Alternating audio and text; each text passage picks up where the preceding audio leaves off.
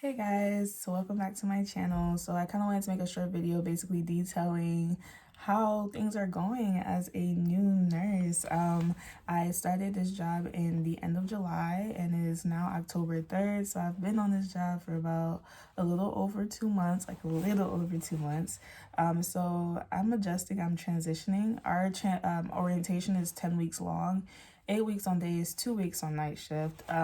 So you have this amount of time to kind of get things together, okay? I work at a hospital on a renal liver transplant unit, which is basically where we deal with kidney patients, liver patients, transplant patients for either one of those organs, or either one of those organs. And then also we have general med surg patients.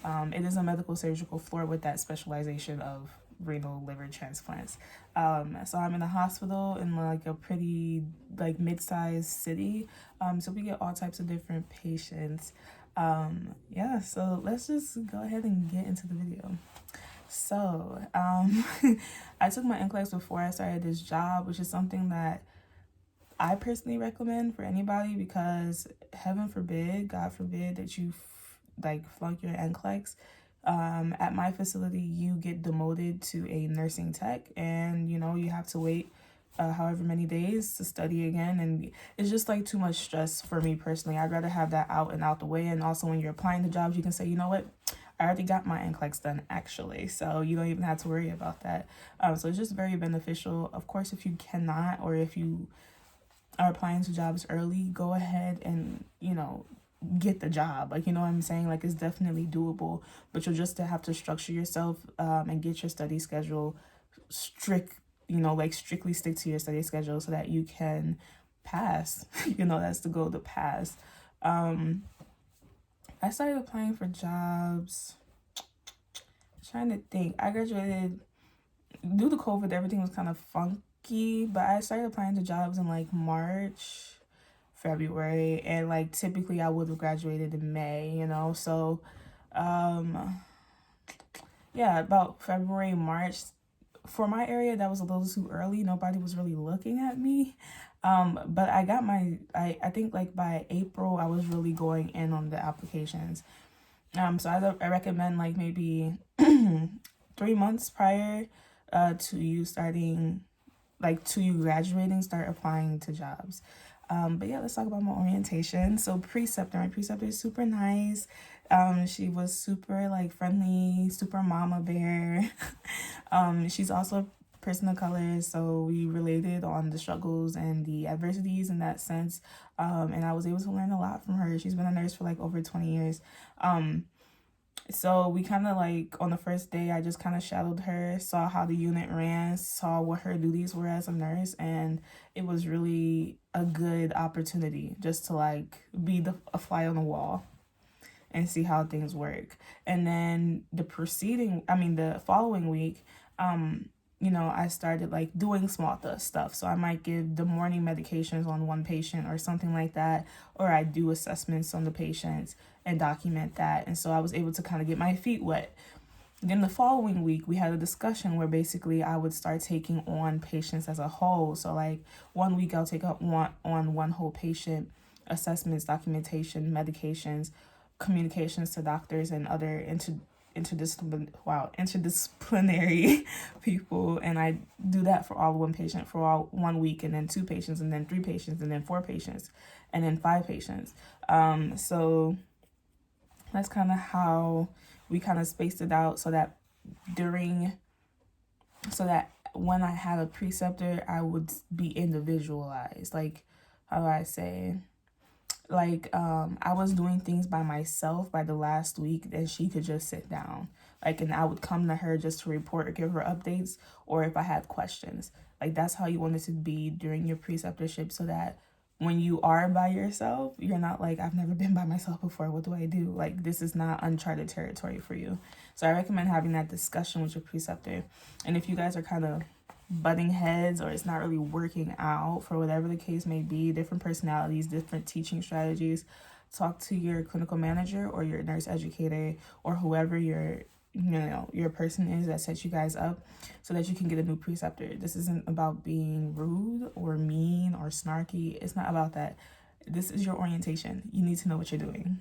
Okay, you will be the one biting the bullet if you don't learn anything from your preceptor. So definitely have that discussion with your clinical manager and be very cordial about it. This isn't personal. This is a learning difference. So it'll be like, yeah, like during my orientation right now, I don't feel as though my current preceptor is providing for me the educational and the skills and the leading that I need to fulfill my orientation goals before the end of the weeks, like, just say a little synopsis like that, some things to just kind of get across that you need somebody else, okay? So yeah, my preceptor was really nice in that aspect. I was able to integrate into day shift pretty easily. I've never been on night shift before until now, okay? We'll get into that. But yeah, like my coworkers were really nice. I've been able to do a few skills on this floor. They were like mostly a lot of other people doing the skills, unfortunately. So like phlebotomy would be drawing blood. Like we barely draw blood as nurses. IVs are usually already in. A lot of these patients have really bad veins, so we might often call the IV nurses, or we might call PIC team to come put something in. So like we don't do many IV inserts, we don't do many blood draws, we don't do many culture collections because the nursing assistants amazingly get that done. You know what I'm saying? Like, so as far as skills, like I've only done a few, like Foley removals, IV removals, I don't know, any like peritoneal dialysis, like I've done a lot of peritoneal dialysis, cyclers, things like that. Like I haven't done too many other skills besides like med passes, general medication stuff like IVs and whatever the case may be. So that's something I really want to, like, if I can get more of. I also haven't had an RIT, a rapid response team call. I've never had to call rapid response. I've never been there during a rapid response. I haven't had any codes, nor have I ever had to call a code or be in a code. So it's just very kind of nerve-wracking because I'm about to be by myself next week and I don't know, like, if everything goes haywire. Really, I have an idea of what to do, but I've never been in it. You know what I'm saying? So yeah, that's a little nerve-wracking, but what can you do? I mean, it's kind of like a blessing. It's that none of my patients have ever like gone completely downhill, but I still would like to experience it in case it ever happened. Throughout my orientation, I carried like a little notebook where I basically jotted down small things that I might forget. So like what containers to collect this culture in, or the steps for blood work documentation, or like small stuff like that to jot down. And it's really helpful because some things will commit to memory like instantly, some things will take you a few times, and that's okay. And so the little notebook definitely helps in that aspect. I also carried around like these bright colored sticky notes, and so throughout my shift, if there's something like that I need to like really remember to do, like, okay, maybe a person has lunch insulin due, but lunch isn't here yet, so I need to make sure I go back to their room and check and make sure lunch isn't, like, whenever lunch comes, to go cycle back to their room. So I'll put that on a sticky note on that person's name, and that way when I look at my report sheet, I know, oh, I gotta go back to their room and check and see if they got lunch yet. And like kind of do that as like little big reminders for myself that's critical. I need to go ahead and do this, like, hurry up and do it. And other than that, other than the sticky notes, I use highlighters for important information, pens, pencils, and that's really pretty much all you need, other than the like things that you already know you need, like, you need a mask, you need your stethoscope. Like, these are basic things that you need like every shift. But the notebook definitely helps me a lot, and it helps me keep like things together, okay? So yeah, that's kind of like how I progress through. It's nerve-wracking. It can be very anxious, but having a good team helps because you know that you can always ask for help and communicate to others if you're stuck, and get the help that you need so that your patient doesn't end up suffering.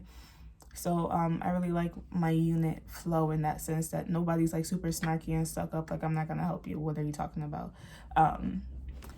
I am now on night shift, and night shift is a transition, let me tell you, okay? I am not a night owl. I'm not a early morning person. I am a midday person. I love the afternoon. This like 12 to 4 o'clock time are my best times. like this, like late nights, like, okay, you work 7 to 7:30, and then by the time it hits like 1 o'clock, I'm just like, the difference is also like there's less patient communication because all your patients are trying to go to sleep by 9:30, 10 o'clock. So the part that I love the most about nursing is being able to talk to patients, being able to educate them on their medication, being able to see how they got here, talk to them about their support system. I love just like being there, you know. And as a night shift nurse, you can't really be there because they're trying to sleep. You're not trying to bother them.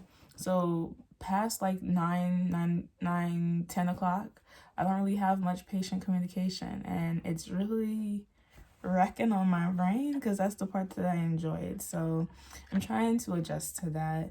I also have a different preceptor on night shift, and he works very differently. He's more like, do it like this, do it by this time, get it done. That's how he is. So versus my mama bear, like, you know what I'm saying? Like, it's two different like dynamics, but it's good to see how different people work. He is like, tell it how it is, which is, you know, sometimes necessary. Like, it's good to have somebody that's straight up and honest with you. He hasn't said anything like off the walls to me yet, but he will correct me, and it is appreciated. Okay, so it's a transition. You're dealing with a lot of different personalities, and I'm somebody that wears their heart on their sleeve, and I've had to kind of put like a layer of Vaseline or something over it just so that it doesn't penetrate me too much. I have to kind of learn to let things slide off. Like, it's not that big of a deal. Don't take it personally. You don't even know this person. They're not God. Like, you know, just let it go. It's so necessary. Like, just let it go. So I'm transitioning to night shift. What I do is, like, if I work Monday, Sunday night, I'll try and stay up as much as I can. And then Monday, I'll try and, which I usually fail at, I sleep by like 3 o'clock. Then I'll wake up early, like at 8 o'clock. Then I'll stay up a little bit, go back to sleep at 1, wake up at 4 p.m. on Monday, and try and get ready for work. And then I'll work all Monday night. And then on Tuesday morning, when I get back home, I'll eat a little something. It's so necessary to eat because you will get hunger pains. Also, don't drink coffee past 2-3 o'clock, that night shift before. Don't drink water past like 4 o'clock because you will have to get up and pee at night. Okay. And I'll go to sleep and then wake up at like 1 o'clock because I just can't sleep in that long. I did take melatonin one night because I just could not sleep. So just like find your little, it's going to be a transition period. Like, without a doubt, find the things that work for you so that you can do them, so that you can keep your sanctity of mind and you're not cranky, because I get cranky, okay, if I don't sleep. So find your things, okay? Find the things you gotta do. Yeah, y'all, it's very nerve-wracking. You will have bad days. I'm gonna tell you that right now. Not every day is gonna be peachy, but after work, after every shift, is very important to have like these little car conversations with yourself, or in the shower, or wherever is comfortable for you, just to be like, okay, what went bad this shift?